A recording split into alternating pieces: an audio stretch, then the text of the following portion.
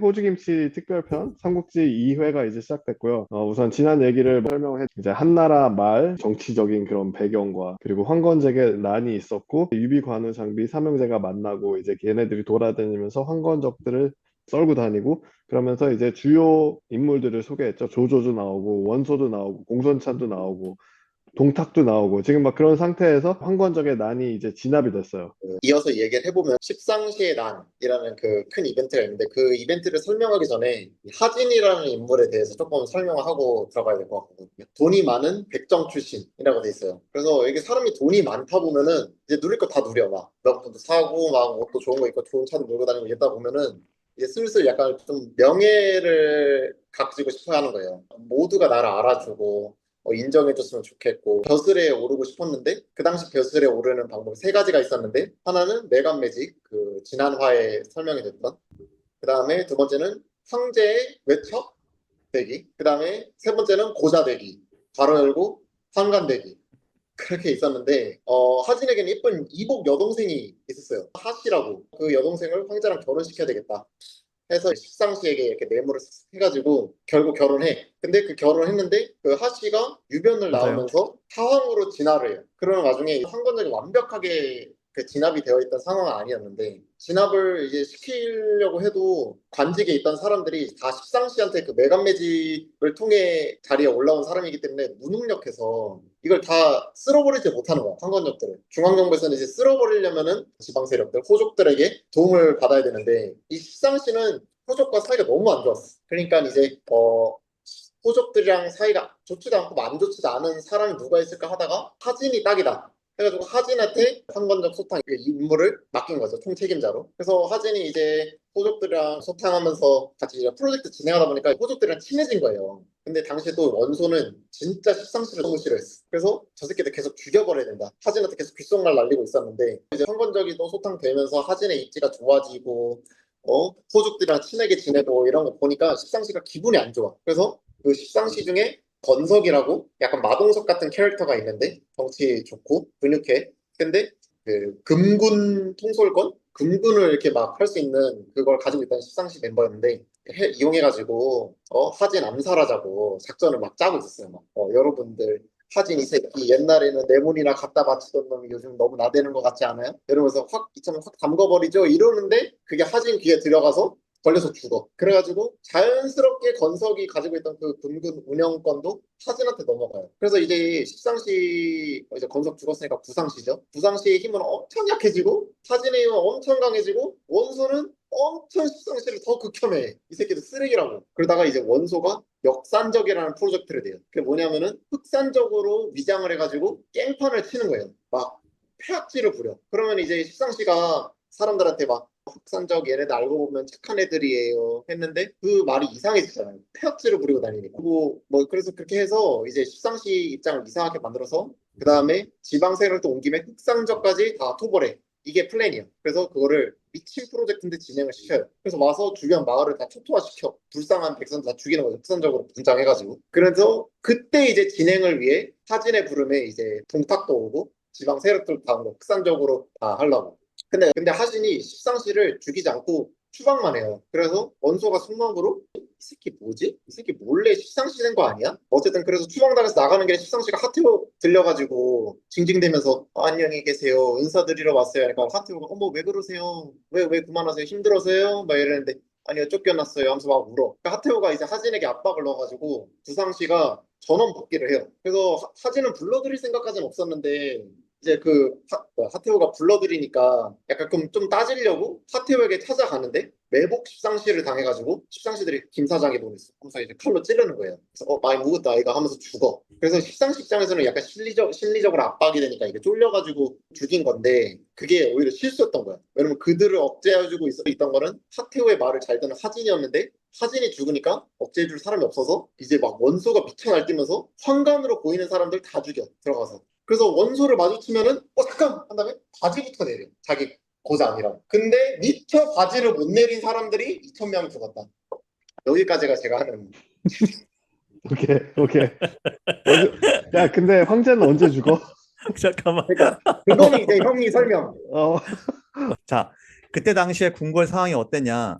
우선 그때 황제 이름이 영제라는 사람이었어요. 영제. 12대 황제였고 영제가 처음에 그 황제가 됐었을 때 나이가 13살이었어요. 그러니까 엄청 어린 나이 됐잖아. 사실 13살이면 이제 딱 잼민이 벗어났을 때 그 나이인데 얘가 뭘 알겠어.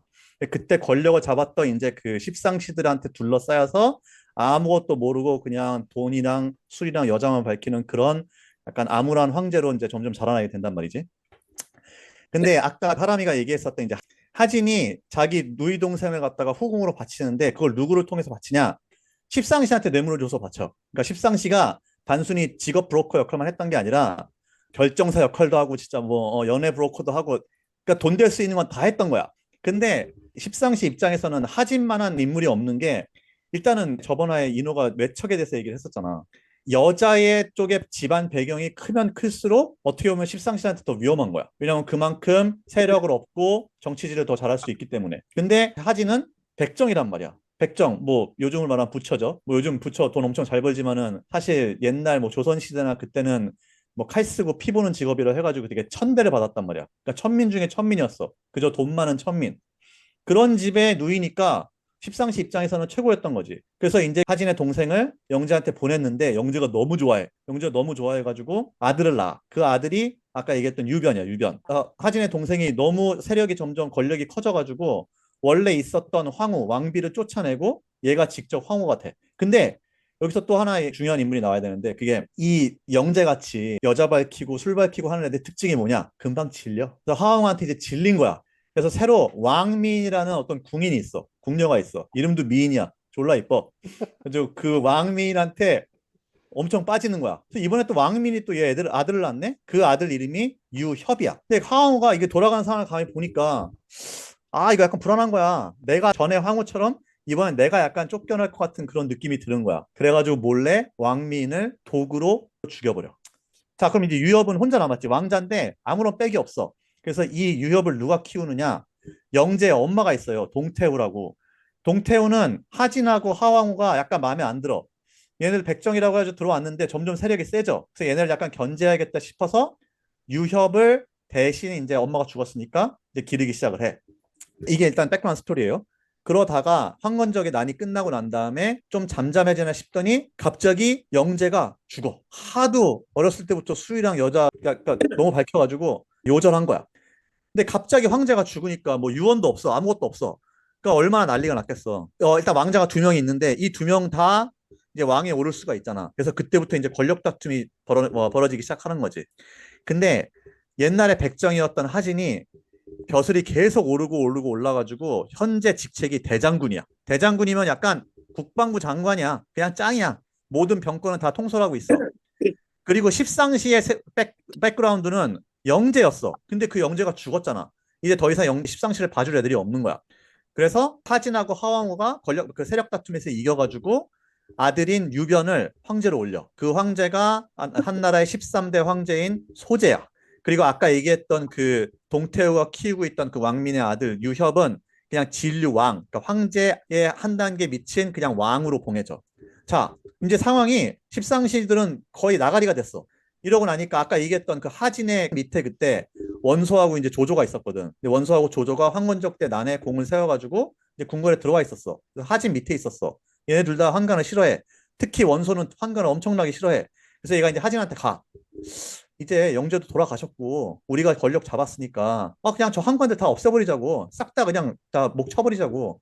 근데 하진이 또 이거 원래 출신이 좀 그렇다 보니 되게 우유부단해. 그래가지고 또 좀 죽이긴 그런데 졸라 불쌍한데 막 이러고 막 이렇게 막 이러고 있으니까 십상시가 이때가 기회다 싶어가지고 얘네들이 또 싸바싸바로 여태까지 올라온 애들이잖아. 저 하왕우랑 하왕우 엄마가 있어. 일단 하왕우의 모든 일가 친척들한테 가서 걔네들이 여태까지 얼마나 많이 해먹었겠어. 자기들이 벌었던 전 재산을 갖다 걔네들 막 다 바쳐. 뭐 거의 한 나라의 GDP급 정도 되겠지. 그러니까 바치면서 진짜 잘못했으니까 제발 좀 봐주세요. 하진 대장군한테 말 좀 잘해주세요. 막 이렇게 막 싸바싸바 빌어. 그러니까 그러니까 하왕우 엄마가 또 이 재물을 보니까 눈이 돌아가지. 그래서 하왕우한테 얘기를 해. 얘네 좀 봐주자. 또 하왕우가 와서 하진한테 오빠 우리가 사실 여기까지 어떻게 올라왔어? 쟤네 때문에 올라온 거잖아. 그러니까 쟤네 조용히 산다고 하니까 그냥 봐주자. 이렇게 얘기를 해. 또 하진이 또 마음이 약해가지고 뭐 네가 막 그렇게 얘기하면 그럴 수밖에 없지 하고 막 얘기를 하는데 마음 한켠으로는 그래도 십상시를 죽여야겠다는 생각이 계속 자리 잡고 있어. 다시 또 원소가 와. 오케이, 알겠어. 그러니까 지금 당신은 지금 그러니까 자기 손에 피 묻히기 싫어가지고 그런 거니까 그럴 거면 차라리 여기 말고 전 나라에 있는 지방 호족들 뭐 그런 군벌들한테 공문을 띄워서 이 십상시를 대신 죽여라라고 보내자. 그래서 하진이 그거 되게 좋은 생각이다. 자긴 죽이기 싫으니까. 그래서 막 그 공문들을 막 보내. 근데 이제 그 공문들을 보내는 걸 이 십상시가 이제 봤잖아. 이거 안 되겠어. 자기들이 어떻게든 죽을 것 같아. 그럴 거면 차라리 하진을 죽여버리자. 계략을 세워. 그래서 마치 하왕우가 하진을 부르는 것처럼, 그러니까 자기 동생 왕비가 그 오빠를 부르는 것처럼 사람을 보내서 하진한테 혼자 궁궐로 들어오라고 해. 하진은 뭐 그래? 뭐 동생이 부르니까 가야지 하고 가는데 밑에 이제 원소하고 조조하고 말려. 이거 분명히 환관들의 계략이다. 지금 가면 좀 큰일 난다. 그랬더니 야, 내가 대장군인데 누가 날 죽여? 웃기지 마 하고 그냥 들어가. 누가 날 죽이긴? 십상시가 날 죽이지. 십상시가 바로 들어오자마자 그냥 툭툭 찌른 다음에 목을 댕강 자르고 그 목을 딱 집어가지고 궁궐 바깥에 던져버려. 아까 사람이가 얘기했듯이 여태까지 막아놓고 있던 그 컨트롤 장치를 갖다가 얘네들이 십상시가 직접 그냥 풀어버린 거야. 그래서 원소하고 조조하고 빡쳐가지고 나머지 하진 부하장수들하고 다 같이 있는 병력들 다 몰아가지고 궁궐 다 부시고 들어가서 수염 안 난 환관처럼 보이는 애들은 다 죽여. 거기서 아까 얘기했던 이제 바지 벗는 것도 나오고 결국 궁궐이 완전히 난장판이 되는 거야. 자, 궁궐이 난장판이 되니까 십상시들은 뭘 해야겠어? 우선은 황제를 자기 손에 잡고 있어야 될 거 아니야. 그래서 아까 얘기했던 황제 소재랑 진류왕 그 동생 두 명을 살아남은 십상시 한두 명 정도가 데리고 도망 다니다가 결국 걔네들도 막 죽고 막 사라지고 해서 황제하고 진료왕하고 둘이만 어딘지도 모를 곳을 막 정처 없이 방황하게 돼. 그때 나타나게 되는 인물이 아까 얘기했었잖아. 전 나라에다가 경문을 보냈다고. 그 경문을 보고 달려온 몇 안 되는 사람 중에 한 명이 동탁이야. 두둥. 나머지들은 너무 귀찮아. 거기 가가지고 내가 왜 저기 낙양 가서 쓸데없는 일에 휘말려야 돼. 나는 그냥 내 지방에서 편하게 먹고 살 거야. 이런 마인드였지. 근데 동탁은 이거를 기회로 본 거야. 저번에 인호가 얘기했듯이 되게 욕심 많고 권력, 야심이 되게 많은 인물이야. 그래서 동탁이 딱 나타나서 이제 황제하고 진령을 딱 봐. 좀 애들 같은데 좀 심상치가 않아. 얘들아, 니네들은 뭐니? 하고도 물어보니까 그때 당시 황제가 17살이었어. 근데 약간 살짝 좀 떨어져. 그래서 저기 저는요 막 울어. 또 옆에 있었던 9살짜리 진류왕이 갑자기 딱 앞에 나와가지고 이분은 온 백성의 아버지신 방금의 천자시다. 어서 말해서 내려 예를 갖추거라. 딱 소리 지르니까 그 무서운 동탁도 확 쫄아가지고 딱 말해서 내린 다음에 신 동탁 황제 폐하를 뵙습니다 하고 난 다음에 이 둘을 구해서 이제 궁궐로 들어가게 되는 거야. 우선 원소랑 조조의 입장 차이를 좀 얘기하면 좋을 것 같아요. 왜냐면 오케이. 원소는 우선 전에 얘기했듯이 진짜 명망 있는 그런 귀공자고, 조조는 황관 집안이잖아. 그러니까 황관들을 그렇게 싹쓸이 없애야 된다는 그런 입장은 아니었어. 원소처럼. 원소는 그냥 싹쓸이 다 죽여버려야 된다고 하는데, 그 피바람이 불 때도 조조는 그렇게까지 인볼브 되진 않고 좀 약간 피해를 미니마이즈 할 정도에만 그렇게 인볼브 돼 있었고, 그리고 이제 황제가 죽고 나서 십상시가 어떻게 보면 그 권력의 이제 줄이 끊긴 상태니까 그 원소가 그 아이디어를 냈잖아. 천하의 영웅들을 모아서 얘네를 다 쓸어버리자. 우리 손에 코 안 묻히고. 그런 얘기를 할 때도 조조는 뭐하러 그렇게 해? 그냥 옥에다 쳐넣으면 끝나는 건데 뭐 그렇게 일을 크게 벌려? 그런 입장이었어. 동탁이 이제 낙양으로 들어가서 이제 장악을 하는데 그 군사를 3,000명 정도 군사가 있는데 그거를 뭐 밤에는 내보내고 낮에 다시 들어오게 하고 그거를 계속 반복하니까 그 다른 군대 입장에서 봤을 때는 군대가 계속 리필이 되네. 그래서 안에 뭐 엄청난 대군이 있는 것처럼 동탁이 일단 그 황제를 바꾸지 않아요? 맞아. 황제를 그러면 이제 음, 바꾸겠다고 해가지고 음. 원소랑 정원이 이제 날뛰어. 근데 원소가 날뛸 때는 동탁이 이 빡쳐가지고 죽여버릴까 했는데 원과 백이 있고 하니까 참으시죠 해서 참았어. 그래서 원소는 빡친 채로 돌아가요. 근데 정원이 노발대발 같이 했는데 아니 원소는 백이라도 있지 이 새끼는 뭐야? 이 새끼 진짜 죽여버릴까? 했는데 정원 뒤에 여포가 늠름하게 서 있는 거 보고 시뮬레이션으로 돌려봤는데 자기 목이 쓱 썰리는 시뮬레이션 결과값이 좋다는 거예요. 그래서 놔줘. 그렇게 넘어가고 여포를 이제 꼬시고 싶은 거예요. 동탁이 여포를 꼬시고 싶어가지고 적토마를 줘요. 근데 적토마를 주니까 근데 여포가 고마워서 이거 내가 가지고 싶었던 건데 그래서 혼자 어떻게 갚으면은 동탁이 좋아할까? 그래서 동탁이 좋아하는 거. 그럼 동탁이 싫어하는 건 뭐지? 싫어하는 거 정원. 그럼 정원을 줘야 되겠다 해서 정원 목을 잘라줬어. 그래서 그때 당시 이제 정원이랑 여포가 침착맨 삼국지에서는 뭐 양아버지, 양아들 뭐 이런 느낌이라고 돼 있거든요. 음. 그러니까 여포는 지금 양아버지를 죽여서 동탁한테 준 거죠. 그래서 동탁이 그걸 받고 이제 여포가 또 동탁 양아들 같은 느낌으로 호위무사 같은 느낌으로 이제 들어가서 그때부터 이제 여포가 동탁군으로 활동한다. 그 오케이. 정도 음. 봤는데 삼국지를 한 세 편 정도로 나눈다고 생각하면은 동탁은 첫 번째 편의 메인 빌런이야. 그냥 개새끼야. 뭐 더글로리 하도영처럼 나이스한 개새끼도 아니고 그냥 있는 그대로 개새끼야 정말로. 그러니까 얘의 모토는 공포 정치. 그냥 다 죽여서 내 말 듣게 한다. 이런 식이야. 그래서 뭐 예를 들자면은 누가 자기 말에 토를 달어. 그래? 너 내 말에 토 달어? 그럼 넌 사형. 그래? 그럼 너도 사형. 이런 걸 몇 번 하다 보니까 이제 옳은 말 하는 사람도 거의 없고 그냥 약간 자기 세상이 된 거야. 그래서 막 약탈질 시작하고 막 궁궐 들어가지고 마음에 드는 궁녀 막 아무나 하고 막 자고 그러니까 우리가 생각할 수 있는 그냥 그런 독재자의 제일 악한 모습이라고 생각을 하면 돼. 근데 일단 동탁이 일단 권력을 잡고 나니까 살짝 거슬리는 인물이 있어. 그게 누구냐? 현재 황제인 소재하고 그 엄마야. 왜냐면은 그 두 명은 상어 같은 경우는 여태까지 계속 권력의 중심에 있었던 인물이잖아. 그래서 얘를 좀 정리를 했으면 좋겠는데 생각을 하고 있다가 진료왕이 딱 생각이 나. 왜냐면 자기가 처음에 둘을 만났을 때 또 자기한테 좀 더 똑똑하게 대했던 애도 진료왕이고 해서 다음날에 신하를 다 모아놓고 딱 한마디 해. 야, 난 지금 황제 마음에 안 들어. 졸라 멍청해. 진료왕이 훨씬 똑똑한 것 같아. 그러니까 황제 바꿀게. 오케이? 딱 이렇게 얘기를 하니까 일단 몇 명이 일단 막 이제 반대를 하고 나서지. 그 중에 한 명이 아까 얘기했듯이 원소야. 원소가 손을 빡 들더니 네가 감히 신하든 자로서 어떻게 뭐 폐위를 논할 수 있고 어쩌고저쩌고 막 지랄지랄 하다가 쫄아가지고 이제 가. 그 다음에 원소는 딱 그렇게 한마디 하고 그냥 아예 낙양에서 사라져. 그리고 자기의 원래 본거지였던 업인가 그쪽으로 일단은 아예 도망가. 그래서 일단 동탁이 일단 1차 살짝 빠이 돌았어. 그 다음에 아까 하람이가 얘기했었듯이 정원이 또 딱 손들고 이제 막 얘기를 하는 거야. 너 도대체 네가 뭔데 감히 황제를 바꾸려고 하냐. 근데 정원은 약간 원소랑은 다른 게 정원은 동탁처럼 다른 지역에서 병사들을 이끌고 온 군벌들 중에 하나야. 그리고 그 옆에는 진짜 무슨 드웨인 존슨 같이 생긴 여포가 있었어. 그 여포가 누구냐? 무력 100. 여태까지 나온 삼국지 게임 중에 거의 한 편 빼고는 아마 다 무력 100을 찍었던 한 만렙. 편? 한 편도 없어. 무력 아니 100. 아니야. 아, 그래? 어쨌든 무조건 100이야. 음. 일단은 일기토에서는 얘기를 이길 수가 없는 그런 장수란 말이야. 동탁도 계속 이제 전장을 누벼봤던 애니까 딱 여포를 보고 좀 감이 안 좋은 거야. 그래서 일단 보내고 난 다음에 얘네들이 한번 맞짱을 떠. 근데 그 전투에서 동탁이 여포한테 완전히 개발려. 그냥 완전히 여포가 그냥 휩쓸고 다녀. 동탁이 이제 고민을 하는 거야. 얘를 어떻게 하면 좋지? 얘를 처리 못하면은 황제를 바꾸고 뭐고 아무것도 할 수가 없어. 근데 자기 부하 중에 이숙이라는 애가 있어. 얘가 갑자기 이제 동탁한테 오더니 저기요, 제가 옛날에 여포랑 좀 친하게 지냈었거든요. 근데 제가 여포를 아는데 얘가 힘은 되게 센데 인성이 완전 개판이에요. 그래서 약간 돈이나 이런 걸 꼬시면 잘 될 수 있을 것 같은데 제가 봤을 때는 그 승상님 그때 이제 동탁의 그 벼슬 이름이 승상이었어.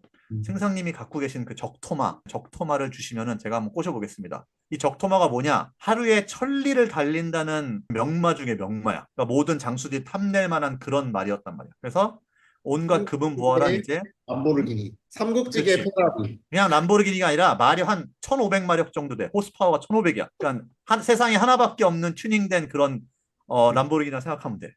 그걸 끌고 이제 여포한테 가. 근데 이미 여포는 정원한테 약간 불만이 있었어. 정원은 되게 착한 사람인데 너무 엄하고 약간 돈 쓸 줄도 모르고 돈도 없고. 근데 여포는 이미 인간성이 약간 바닥이니까 자기도 막 사치하고 싶고 막 여자랑 놀고 싶고 막 그런데 그런 걸 정원 밑에서 못 하는 거야. 그래서 이숙이 가가지고 살살살살 긁어. 야, 지금 대세는 동탁이다. 너 정원 버리고 동탁 코인으로 갈아타자. 대신에 이 적토마 줄게. 이 여포가 적토마를 보고 뻑가. 그래서 삼국지에 나오는 말 중에 유명한 말이 있는데 인중 여포, 마중 적토란 말이 있어. 사람 중엔 여포요, 말 중에는 적토다. 근데 그 두 개가 이제 하나가 돼버리는 거야. 그러니까 무력 100짜리 장수가 플러스 15짜리 보물 액세서리를 차게 되는 거야. 그러니까 거의 완전 천하무적이지. 정원이 사실 얘를 양 아들처럼 생각하고 있었는데 뭐 아빠 그런 거 없어. 바로 가자마자 목 댕강 또 배워가지고 또 이렇게 들고 동탁한테 신나서 가. 동탁한테 딱 던지고 저 충성하러 왔습니다. 이제 제가 동탁님을 제가 아버지로 삼을게요 라고 딱 얘기를 해. 그 훗날에 그 유비 동생 장비 있잖아. 장비가 약간 입에 걸레를 물었는데 장비가 이제 여포한테 별명을 하나 붙여줘. 애비 셋이라는 별명을 붙여줘. 원래 여포의 원래 아빠, 그다음에 두 번째 아빠 정원, 그다음에 세 번째 아빠 동탁. 그래서 동탁이 이제는 더 이상 무서울 게 없는 거야. 권력도 잡았는데 거기다가 그때 한나라에서 최고 장수 여포를 갖다가 이제 딱 자기 호위무사로 딱 삼은 거야. 그래서 또 다시 가. 다음 날 또 신하를 또 불러모아. 야, 이번에 진짜 황제 바꾼다. 할 말 없지? 오케이? 그런 다음에 소재 너 내려와. 소재를 왕으로 강등시키고 이제 유협을 한나라의 마지막 황제인 헌제로 등극을 시키게 되는 거야. 그러고 좀 며칠 있다가 소재랑 하왕후, 그러니까 엄마를 둘 다 죽여. 아마 소재는 독살을 해서 죽이고 하왕후는 어디서 밀어서 죽이는데 하여튼 이제 더 이상 동탁의 권력의 위험 요소가 되는 것들을 갖다가 전부 다 완전히 쓸어버리는 거지. 그래서 이제 완전 동탁 세상이 됐어. 그때 조조는 무엇을 하고 있었느냐? 는 이제 인호가 바톤 터치해서 얘기해 줄 거야. 아까 원소랑 조조라는 그 인물들이 처음부터 좀 많이 나오면서 비교가 됐었는데, 원소는 완전 강성으로 나갔잖아. 동탁이 이 소재 폐위한다고 할 때, 뭔 개소리야! 그러고 칼을 막 빼들고 막 이러고, 자기 이제 본거지로 가가지고 힘을 기르고 동탁 이 새끼 죽여버리겠다고 하고 이제 나갔단 말이야. 근데 조조는 여기서 뭐 하고 있었냐? 조조는 이제 동탁 옆에 붙었어. 그래서 이제 기회를 보고 있는 거야. 동탁 옆에 붙어가지고 아주 충성하는 척 하면서 이 새끼를 내가 어떻게 죽이지? 막 이렇게 호실탐탐 기회만 노리면서 동탁의 신임을 샀어. 그런 와중에 이제 또 왕윤이라는 조정 원로가 한 명이 나와. 이제 원소가 딴 데 가서 왕윤한테 편지를 보내는 거야. 내가 이제 나가서 군사 기르고 있는데 조정 안에서 좀 어떻게 좀 호응을 해가지고 안팎으로 어떻게 잘 해보자. 뭐 이런 편지가 날라오는 거야. 그래서 왕윤이 어떻게 하지 그런 생각을 하다가 이제 조정에 믿을 만한 사람들을 이제 끌어들여가지고 뭐 파티를 해. 파티를 뭐 자기 뭐 birthday 파티라고 뭐 얘기를 해가지고 믿을 만한 사람들 몇 명을 이렇게 끌어들이는 거야. 그래가지고 파티를 하는 도중에 막 슬피 울면서 한나라 이제 400년이나 됐는데 이제 다 망하게 생겼다. 이 동탁이 개새끼 한 놈 때문에 우리 나라가 망하게 생겼다. 그러면서 막 흐느끼고 막 울어. 우니까 주변에 있는 그 조정 원로들 다른 꼰대들도 막 같이 막 울고 있는 거야.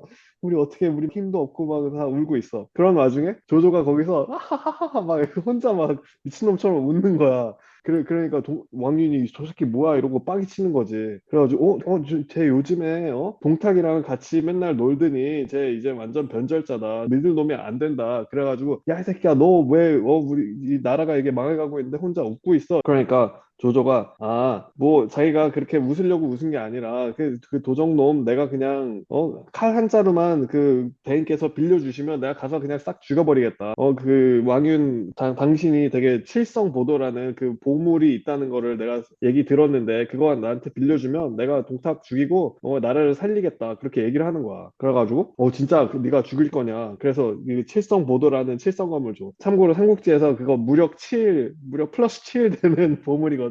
그러니까 이 칠성 보도를 갖고 있으면 여포도 이제 107이 되는 거야. 아무튼 그래서 이제 조조가 그거를 이제 보물을 받아왔어. 이제 죽이려고 그거를 갖고 동탁 집으로 가는 거야. 근데 마침 동탁이랑 미팅이 있었는데 조조가 늦었어. 그래서 생상 늦어서 죄송합니다. 조조가 이러니까 조조 왜 이렇게 늦게 왔어? 그러니까 조조가 말이 구려가지고 좀 늦게 됐습니다. 그러니까 동탁이 이제 그러면 안 되지. 내가 아끼는 부하 말이 구리면 안 되지. 그래서 여포한테 야 가서 너 좋은 말 하나 갖고 와 조조 주게 그래가지고 여포가 나간 거야. 그리고 동탁은 이렇게 비스듬히 누워가지고 졸고 있어. 조조는 이제 동탁을 죽일 기회가 바로 찾아온 거잖아. 그래가지고 오씨 바로 이렇게 기회가 왔네. 칠성 보도를 빼들고 살금살금 뒤로 가. 근데 동탁이 이러고 누워 있었는데 여기 거울에서 그 칼에 비친 그 반사된 빛이 이렇게 싹싹 보이는 거야. 그래가지고 오씨 뭐지? 그래서 이렇게 딱 뒤돌아봤는데 조조가 칼을 갖고 있는 거야. 근데 조조가 임기응변의 천재잖아. 그래서 칼을 바로 딱 이렇게 하면서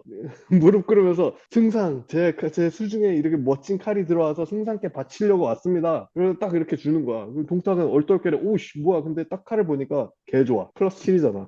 그래가지고 개 좋네. 그러고 고마워 막 그 와중에 이제 여포가 말을 갖고 왔어. 말 갖고 왔습니다. 그러니까 조조가 그럼 저 가봐야겠습니다.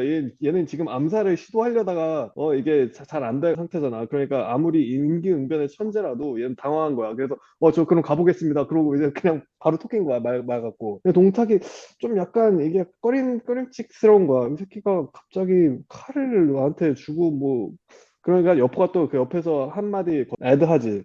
그러고 보니까 그 조조가 승상한테 다가가는 거 살짝 봤는데 이게 칼을 받치려는 것보다 약간 찌르는 느낌이 난 것 같은데요?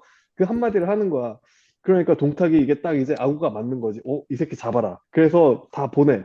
조조 잡아오라고. 조조는 막 그 말 타고 졸라 토끼고 있고. 결국에는 그 뉴스가 더 먼저 돌아가지고 조조가 잡혔어. 토끼는 도중에 잡혔어. 진궁이라는 사람한테 잡혔어. 근데 진궁이 이제 조조를 잡아가지고 동탁한테 바칠까 생각을 하던 와중에 조조와의 그 약간 기백과 결기가 너무 대단한 거야. 그래, 너는 저 역정놈한테 팔아 바쳐가지고 너는 잘 먹고 잘 살아라. 나는 이 나라를 구하려고 하다가 나는 죽겠다. 막 그런 그 기백에 감동을 먹은 거야. 그래서 진궁도 같이 조조랑 같이 토껴. 같이 토끼다가 여백사라는 사람의 집에 가게 돼.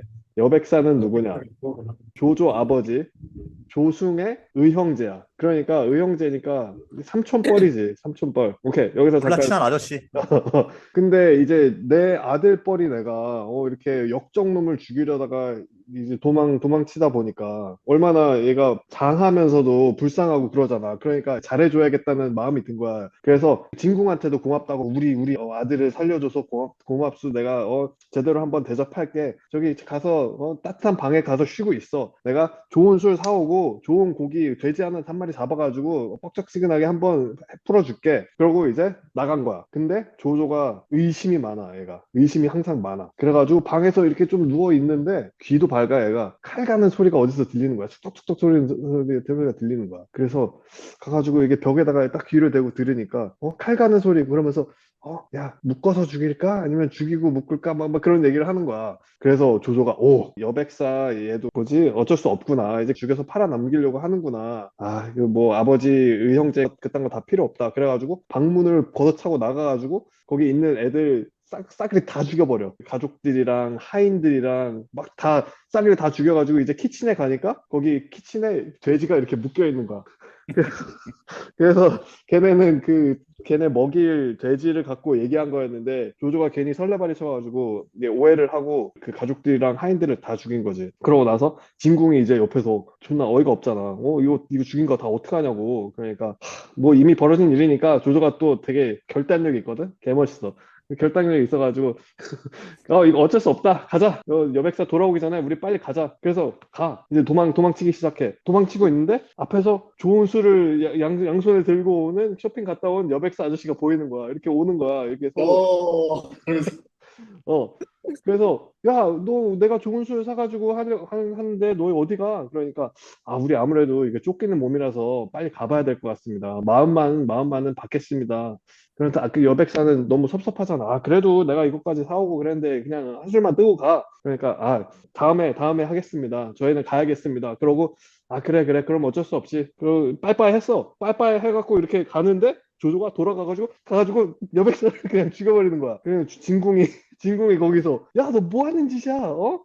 뭐 하는 짓이야? 그러니까 조조가 하는 말이 내가 천하를 저버릴지언정 천하가 나를 저버리지 않게 하겠다. 그런 명언을 남겨. 그 말은 무슨 말이냐? 지금 나한테 좋은 마음을 품고 있지만 집에 가서 자기 식솔들이랑 하인들 다 죽은 걸 보면 분명히 나를 와서 죽이려고 할 거다. 그렇기 때문에 내가 그 싹을 아예 잘라버리겠다. 그런 결단력을 보이면서 자기 아버지의 의형제인 여백사까지 그냥 댕강 날려버리는 거지. 그러고 나서 진궁은 거기에 완전 겁을 먹어. 나는 이 사람, 이 젊은이의 그런 높은 기계와 막 그런 거를 그 감동 받아서 얘를 풀어주고 그랬는데 얘 내가 잘못한 건가? 내가 괴물을 지금 살려보내는 건가? 그런 생각을 하게 되는 거야. 그러고 나서 그날 밤 뭐 어디 가서 자. 그래서 진궁은 이 새끼를 내가 여기서 싹을 잘라야겠다. 내가 얘를 살려보내면 이 천하를 망칠 놈이다. 그래서 이제 죽이려고 해. 그 와중에 조조는 낮에 무슨 일이 있었는지 막 그런 거 다 상관없이 그냥 세상 편하게 그냥 자고 있어. 그래서 죽이려고 하다가 진궁이 너무 물르고 착해가지고 안 되겠다. 난 그냥 가야겠다. 걔랑 이제 인연 끊고 나는 그냥 가야겠다 하고 이제 진궁은 떠나고 조조는 아침에 일어나가지고 날 떠났구나. 너는 그렇게밖에 그릇이 안 되는 놈이구나. 그러고 나서 지는 또 지 본거지로 이제 가지. 그래서 원소가 그랬듯이 이제 군사를 키우면서 호시탐탐 기회를 엿보는 거지. 나간 중에 연희 삼국지의 주인공이 유비인데 조조가 사실은 세력이 제일 컸고 정통성은 조조한테 제일 많이 있었거든. 근데 조조가 결코 주인공이 될 수 없었던 이유 중에 하나인 거지. 그 스토리가. 그러니까 너무 애가 약간 반 사이코야. 감정 변화가 너무 빠르고, 그리고 이익을 위해서라면은 뭐 사람 목숨이고 뭐고 이게 한 번에 다 죽여버리는, 약간 피도 눈물도 없는 그런 냉혈한 같은 모습을 되게 자주 보여줘. 음, 소시오패스네요. 이제 소시오패스. 소시오패스라고 볼 수 있지. 음, 그렇지. 그러니까 그게 유비가 완전 착하고 그런 사람으로 이제 포트레이 되고, 조조는 그 완전 반대인 피도 눈물도 없는 그런 결단력? 뭐 나는 조조 빠기 때문에 조조의 그런 모습을 너무 좋아하는 거고. 여기 성격이 나오죠, 이제 여기서. 네. 네. 오케이. 이제 조조까지 없어졌어. 이제 동탁 세상이야. 완전 걔는 그냥 향락을 즐기고 파티하고, 자기한테 대드는 애들은 막 눈을 파가지고 아니면 목을 썰어가지고 막 접시에 올려가지고 회의에 갖고 오고 막 그런 짓을 하고 있어. 그런 와중에 이제 조조는 이제 자기 본거지로 돌아갔어. 그래가지고 이제 동탁을 죽여야겠다. 내가 이 암살 시도를 했지만 실패로 돌아갔기 때문에 다른 어프로치로 밀서를 꾸며 황제한테 이 레터를 받은 것처럼 사기를 쳐. 그래서 황제가 동탁을 죽이려고 자기한테 명을 했다라는 거를 이제 천하에게 알리면서 반동탁 연합을 만드는 거야. 그래서 18명의 천하에 여기저기 있는 제후들이 다 모여. 네, 18 제후들이 모여가지고 병선을 모여서 동탁을 향해 쳐들어갔는데 그때 이제 제가 아는 네임드문은 원소, 원술, 조조, 공손찬, 손견, 유비관우 장비는 공손찬에 같이 껴서 딸려왔는데 그때 이제 원술이 유비관우 장비가 처음 보는 애들이니까 뭐냐 물어봤더니 그냥 뭐 직책도 없고 그러니까 아니 이런 길바닥 놈들이 정치 얘기하는데 끼는 게 맞아? 그러니까 조조가 이 친구들 보통 내기가 아닙니다. 구속 자료라도 내주죠. 그래서 에이 원술이 이래서 뭐가 되겠나? 하면서 막 그러고 있는 상황이에요. 그런 와중에 이제 조조가 이제 원소가 대장을 했으면 좋겠다. 그리고 조조는 참모, 원술은 총무. 그래서 도시락 담당 이렇게 진행하는데 동탁이 그 듣고 지자체장들이 모여서 지금 캔버라로 오고 있다고 해가지고 막 어떻게 하지 하고 있는데 그때 당시 이제 무력 100 여포가 제가 가서 막아보겠습니다 했더니 화웅이 등장하면서 어찌 닭 잡는데 소 잡는 칼을 쓰리요? 하면서 이제 자기가 이제 사수관을 지키겠다고 해서 막아요. 근데 이제 화웅이랑 맞짱 뜰 상대도 필요하잖아요. 그러니까 그때 이제 손견이 나와서 이제 맞짱을 뜨는데 손견에는 그 휘하에 4천왕이 있었어요. 황계, 정보, 한당, 조무. 화웅이 맞다이를 까자 해가지고 손견이랑 맞다이를 까는데 이거 둘이 비등비등해. 근데 그 사이에 4천왕들이 쓸고 다녀. 믹서기를 돌리면서 쓸고 다니는 거예요. 그러니까 화웅이 1대1로 뜨는 건 모르겠는데 얘 밑에 4천왕이 너무 다 쓸고 다니니까 이거 안 되겠다. 해서 사수관으로 쏙 들어가서 이제 지키고 있는 거죠. 거기 안에서. 그러니까 바로 이렇게 그 사수관이 점령이 안 되니까 좀 길게 보자 해서 이제 조금씩 이렇게 먹으려고 하고 있는데 이게 길어지다 보니까 배가 고파져서 밥이 필요해서 송견이 원총무 여기 빅맥 세트 2,000개만 주문했는데 원술이 안 보내줘. 왜냐면은 어차피 지금 흐름상 이길 것 같은데 블레슈 죄송합니다. 어쨌든 이 흐름상 이길 것 같은데 손견에게 경험치 주기가 싫은 거예요. 자기나 아니면 자기 친한 사람들이 경험치 먹고 싶어 하는데 그래가지고 그 사람들이 막다치게 하고 싶어가지고 빅맥 세트를 안 보내주는데 화웅 부하가 이걸 눈치채고 화웅에게 저기 그 우버 드라이버가 며칠째 안 보이는데요? 딜리버리가 안 보이는데요? 그래서 그래? 그래서 우버가 안 왔다는 말은 배고프다는 것. 그래서 바로 쳐들어가. 그래서 손견이 자다가 뭐야? 근데 화웅이 쳐들었습니다. 그러니까 야 일단 튀고 몇 시에 스트라 광장 앞에서 봐 하고 도망가.